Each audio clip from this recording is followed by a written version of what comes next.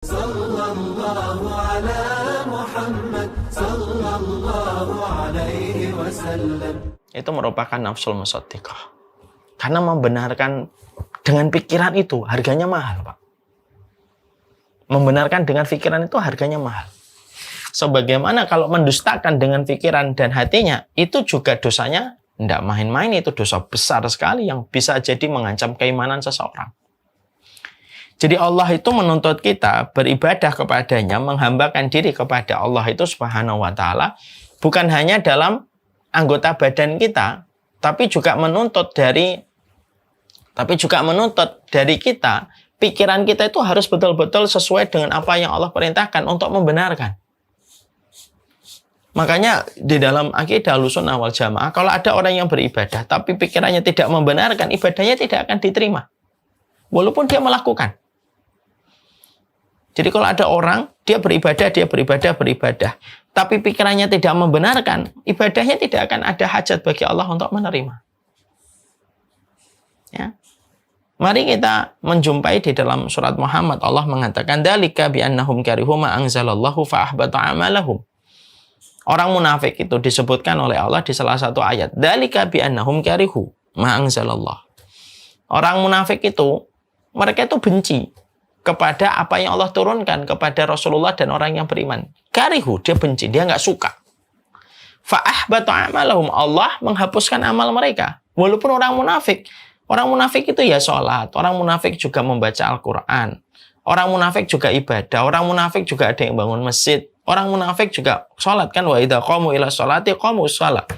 Kalau mereka sholat, mereka sholatnya malas. Mereka juga bangun masjid. Pada zaman Nabi ada masjid namanya Masjid Dirar. Masjid yang dibangun untuk menandingi Masjid Nabawi.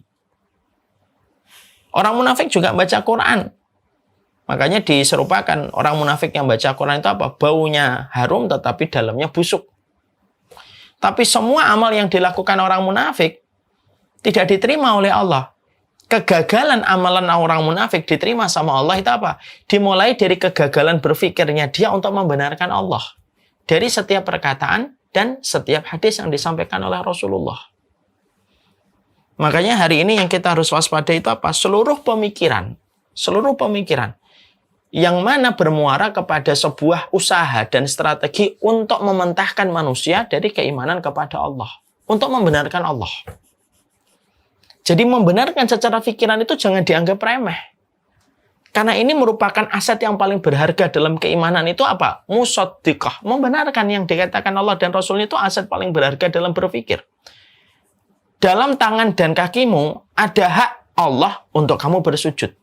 Dalam lambungmu ada hak Allah kamu berpuasa. Dalam hartamu ada hak Allah ketika kamu zakat. Dalam pikiranmu ada haknya Allah untuk selalu membenarkan perkataan Allah dan Rasulnya. Untuk selalu membenarkan perkataan Allah dan Rasulnya. Dan itu hanya Allah dalam pemikiran yang kita miliki. Makanya kan, saya sering berulang-ulang menyampaikan, pikiran itu sesuatu aset yang paling mahal. Hati-hati memasukkan sesuatu ke pemikiran kita. Sekalinya seseorang itu tergelincir karena pemikiran-pemikiran yang dia dapatkan tidak sesuai dengan Allah, tidak sesuai dengan perkataan Allah dan Rasulnya, maka pada saat itu pemikirannya bermaksiat kepada Allah. Walaupun tangan dan kakinya mungkin melakukan sujud, walaupun lambungnya berpuasa, walaupun hartanya dikeluarkan zakat, tapi pemikirannya dia tidak memiliki pemikiran yang musaddiqah, nggak diterima sama Allah. Nggak diterima sama Allah. Karena lawan dari musaddiqah yang dikatakan oleh Ibnu Abbas itu apa? Karihu, membenci. Walaupun melakukan, tapi dia benci. Itu sudah terkategori sebagai posisi yang betul-betul jauh dari Allah ketika dia sudah mendustakan. Dan maaf ya, dosanya pikiran itu terkadang lebih besar daripada dosanya anggota badan. Orang munafik itu, kalau kita melihat, dan kita masing-masing harus meraba ya diri kita, dan kita harus merasa, jangan pernah merasa aman dari munafik. Kenapa? Kita ketika ngomong munafik itu jangan yang kita pikirkan, orang yang kita pikirkan itu diri kita. Karena saya teringat perkataan Hasan Al-Basri. Orang yang merasa aman dari kemunafikan justru orang munafik. Tapi orang yang merasa gelisah apakah dirinya munafik ataukah tidak, itulah orang beriman. Makanya kalau kita kembali ke tadi, orang munafik itu Orang munafik itu, mereka sholat, mereka puasa. Bahkan mereka mengeluarkan zakat, bahkan mereka melaksanakan haji. Tapi kenapa semua yang dilakukan oleh orang munafik itu tidak diterima oleh Allah? Karena pemikiran mereka tidak mau untuk melakukan haknya Allah, yaitu membenarkan. Dan banyak sebab pemikiran itu akhirnya tidak mau tunduk sama Allah. Karena merasa pinter, merasa referensinya lebih tinggi dari perkataan Allah dan Rasulnya, kesombongannya banyak.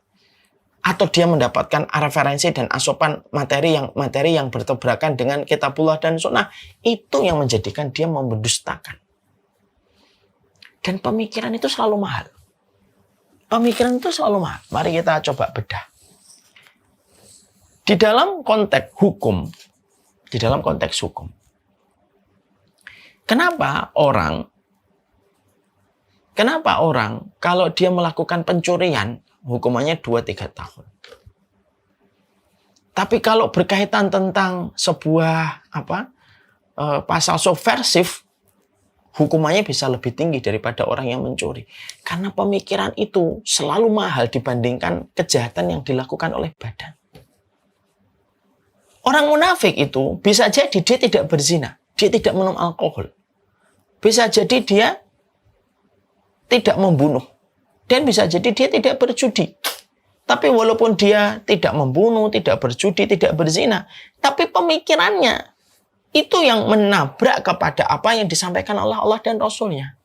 Kalau sudah semacam itu, dosanya orang munafik, seluruh ulama sepakat. Dosanya orang munafik itu seluruh ulama sepakat. Lebih buruk daripada dosa orang yang berzina, berjudi, dan membunuh.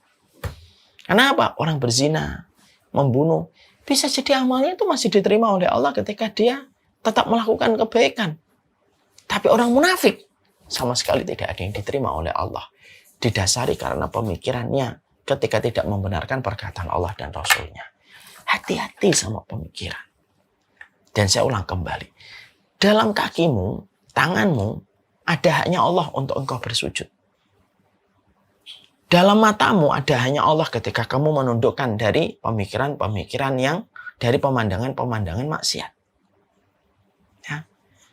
Di dalam lambungmu ada haknya Allah ketika engkau harus senantiasa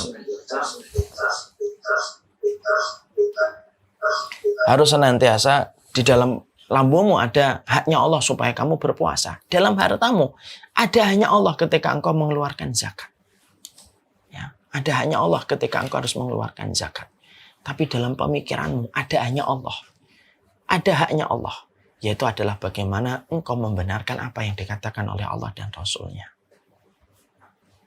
Ya, tentunya ini merupakan salah satu sifat dari nafsul mutmainnah.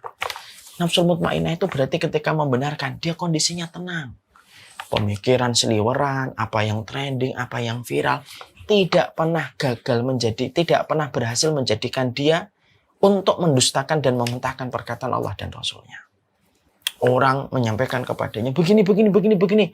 Harusnya itu secara logika itu begini. Itu tuh pakai dong akalnya, gini.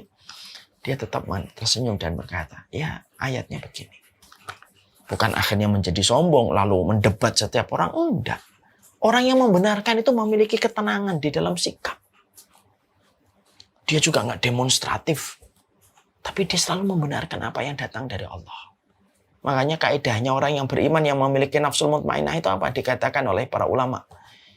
Mereka merasa tidak ada yang berhak mengintervensi kehidupan mereka kecuali Allah dan Rasul. Selain itu, tidak ada yang mengintervensi kehidupan pemikiran mereka. Itu yang dikatakan oleh Ibnu Abbas.